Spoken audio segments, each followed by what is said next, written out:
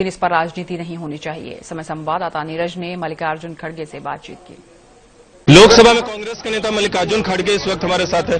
नोटबंदी पर प्रधानमंत्री ने एक बार फिर कहा कि काले धन को रोकने के लिए इस तरह की कार्रवाई की गई है और कांग्रेस पर भी अप्रत्यक्ष रूप से निशाना साधा। 70 साल में घोटालों की वजह से ब्लैक मनी बढ़ा है। किसने कहा कि काले धन को मत रोको? क्या कांग्रेस ने कहा? अरे आप उसको पॉलिटिक्स बना रहे हो। और इसके पहले भी काला धन रोकने के लिए 2014 में भी नोट बदल दिए थे और 6 महीने का टाइम दिया था और बार बार ये हो रहा है। 1946 में हुआ था, 78 में हुआ था, बाद में फिर 2014 में हुआ था। तो ये सारी चीजें पहले से हो रही है। ये कौन सा ऐसा नहीं जादू नहीं लाए, वो अपने पॉलिटिकली कर रहे हैं और just to get some name he is doing nothing else. पर धमकी देने का तो कोई नहीं बोला ना। संसद में उठाएंगे मामले। ऐसी चीजें बोलना ही गलत है।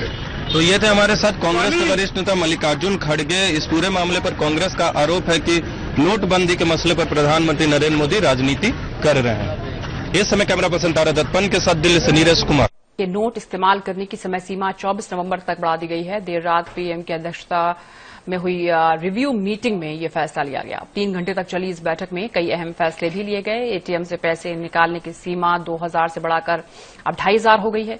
एक्सचेंज की सीमा भी 4000 थी पहले, जो कि अब 4500 हो गई है। और करंट अकाउंट से अब आप लोग 50,000 रुपए तक बैंक से निकाल सकते हैं। वित्त मंत्रालय ने इस बारे में बैंकों को निर्देश भी जारी कर दिए हैं और वित्त मंत्रालय ने बैंक अकाउंट से पैसे निकालने की साप्ताहिक सीमा 20,000 से बढ़ाकर 24,000 कर दी है।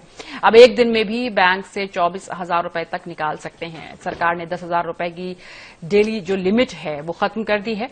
वित्त मंत्रालय ने वरिष्ठ नागरिकों और दिव्यांग लोगों के लिए बैंकों को अलग से व्यवस्था करने के लिए भी कहा गया है। इसके अलावा बैंकों और पोस्ट ऑफिसों को निर्देश दिए गए हैं कि सभी जगहों पर नोट बदलने की सुविधा सुनिश्चित करें। बैंकों को सुदूर इलाकों में मोबाइल एटीएम की सुविधा देने का भी निर्देश दिया गया।